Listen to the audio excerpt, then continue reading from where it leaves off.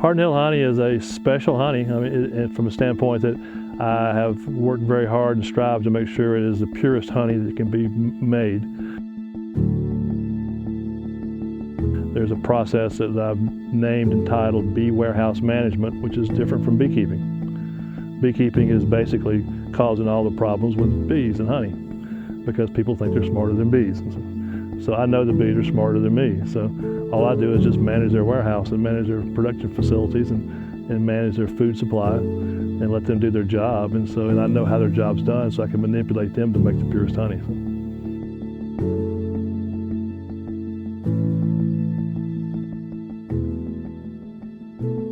Here in Oconee, I'm running less than I have because I'm getting older and slower, but I run a couple of hundred hives here in 5 different yards in Oconee County. And I have a queen yard where I produce all my queens for the whole state. And I do have 30 yards in the state of Georgia.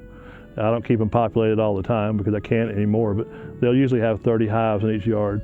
So I have run as many as 1,000 hives in the state in one season. So my honey never comes into contact with anything hotter than the temperature inside the hive.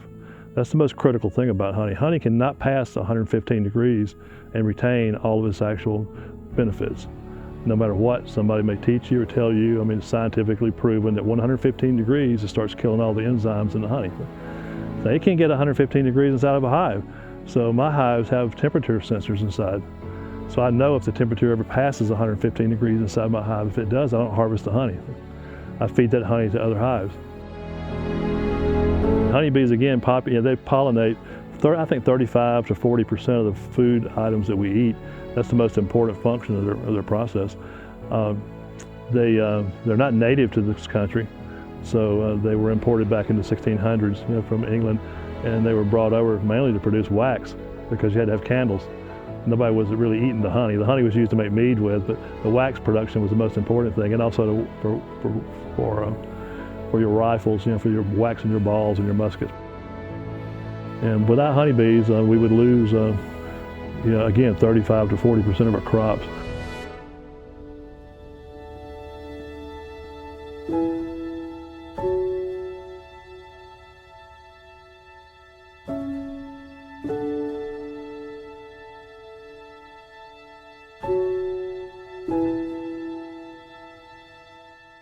Yeah, my honey is quite unusual. I have customers, I have contract customers for my honey because of the way I produce it. So they buy it in large quantities. And so it's not sold, I don't sell it in stores. So what happens is I have a stand on the front porch of my house. It's an honor stand on Hardin Hill Road. And it's on the front porch stand, and you just put your money in the jar.